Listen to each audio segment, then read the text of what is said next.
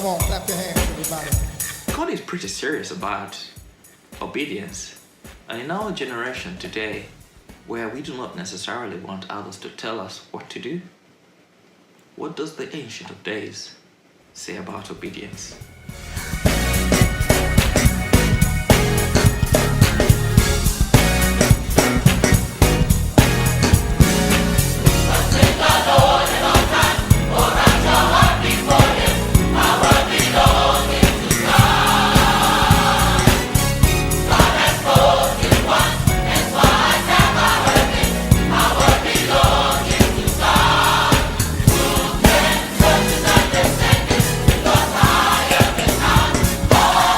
I'm going to take you to a very sad story, but it highlights this very well.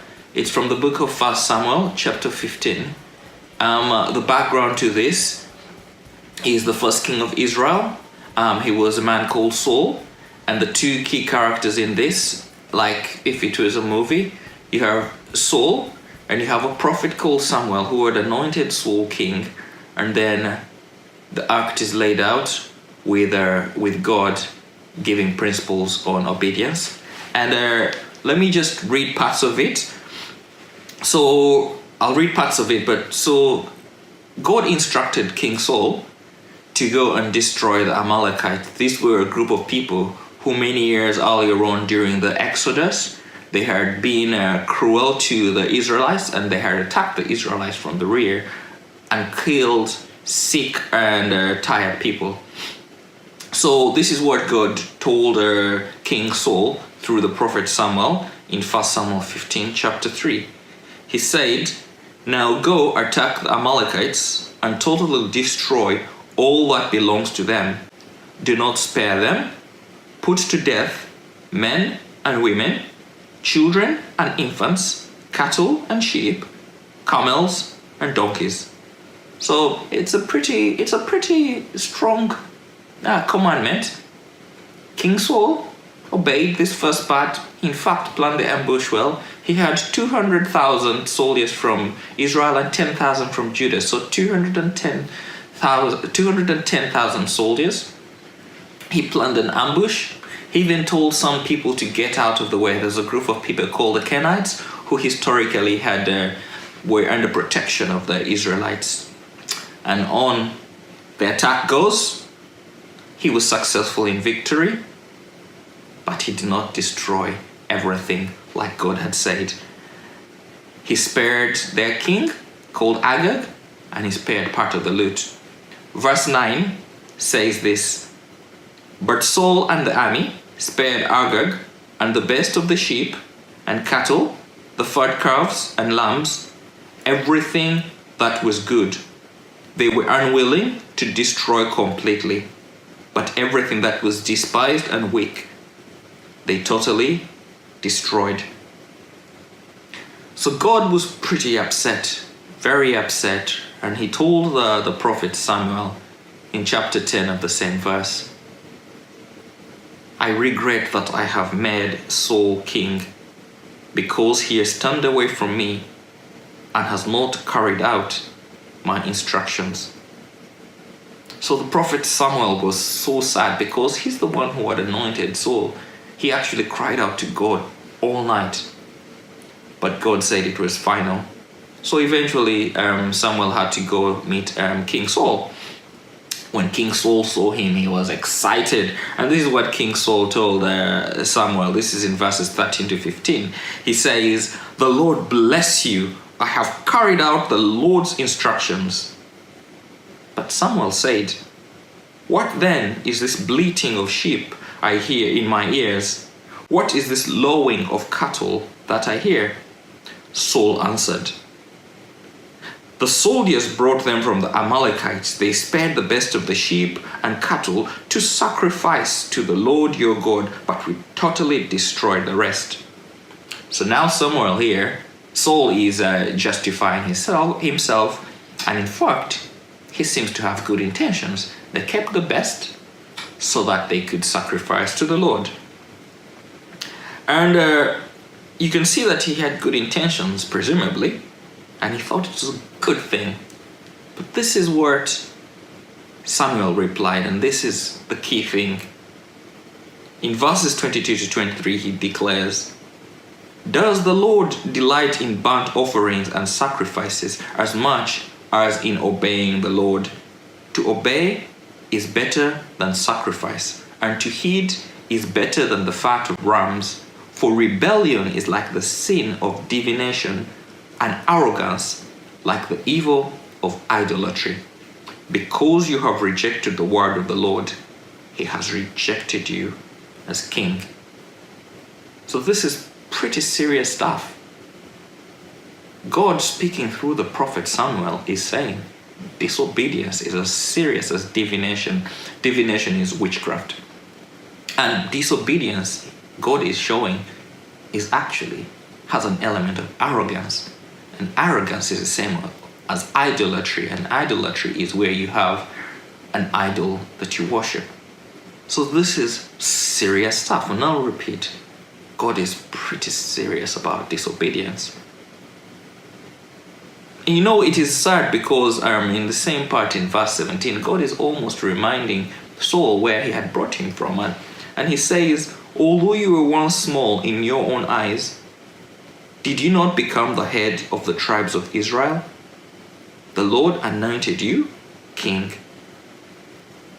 So God is reminding Saul that I brought you from far, and now you're becoming arrogant, and now you're disobeying me. It is sad. And thereafter, Saul pleaded with Samuel, and he pleaded, but it was a sad end, because finally, in verse 35, we see the almost like the postscript. It says, "Until the day Samuel died, he did not go to see Saul again, though Samuel mourned for him, and the Lord regretted that he had made Saul king over Israel." Can you imagine a sad end to your life, to my life, if after all the good you have done, the Lord regrets making you?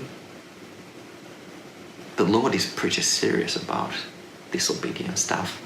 And there are many examples of the advantages of following God fully, and he expects us to follow him fully, even if we don't understand everything. And these are some examples. One of them is obedience leads to long life and other benefits, and this is in Proverbs chapter 22 verse 4.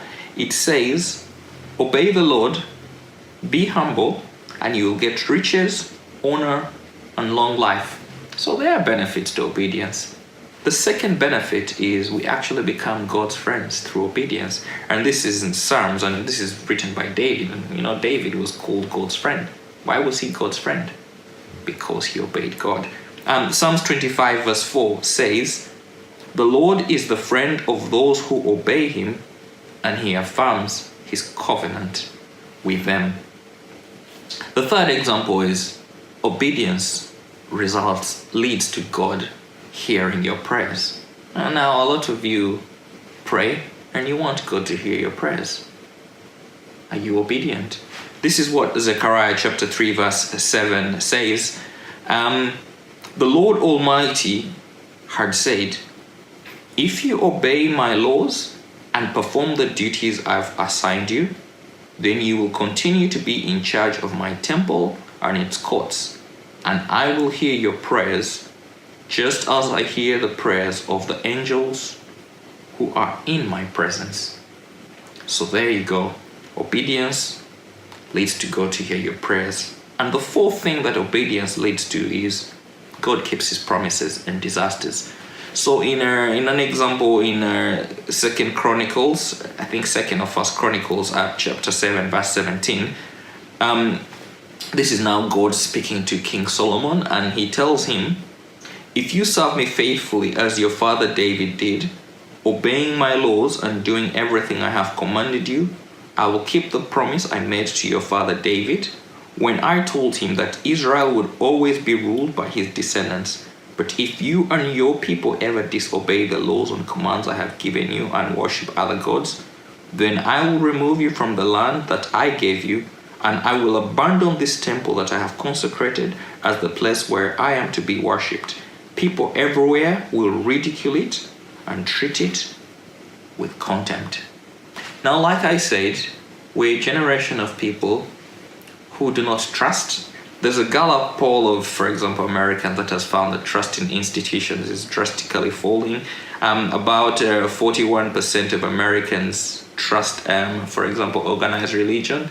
In 1973, it was about 65%. This same, another poll, a Pew study, finds that only about 19% trust government. So we're a generation that is not used to trusting anyone. But God is saying, trust me. In my personal life, I found obedience was a challenge, especially when I started out as a Christian. I found it as a challenge in the area of giving. But eventually, when I humbled myself and started giving, I found that God would continually bless me even when things were tight. It's almost like when you obey God and you give in this area, then He rewards you for obeying Him, because He says giving is the same as lending to the Lord, and He repays you. And the way I look at it ultimately is God is not an evil, cruel master. His plans are ultimately good. And in a very famous verse in Jeremiah, God says, I alone know the plans that I have for you, plans to bring you prosperity and not disaster, plans to bring about the future you hope for. So if you are obeying God, ultimately, it is for your good. He's not leading you down a path to destruction. So, your turn. What will you now do differently? Now that you know about obedience and how serious God takes it, examples to think about. What has God been telling you to do that you have been disobeying? Which promises of obedience that I have listed above will you now stand on in your next devotional? And when you do your own Bible study, what other promises of obedience can you find? I hope this video has blessed you. Write to me and tell me about your testimony. God bless you.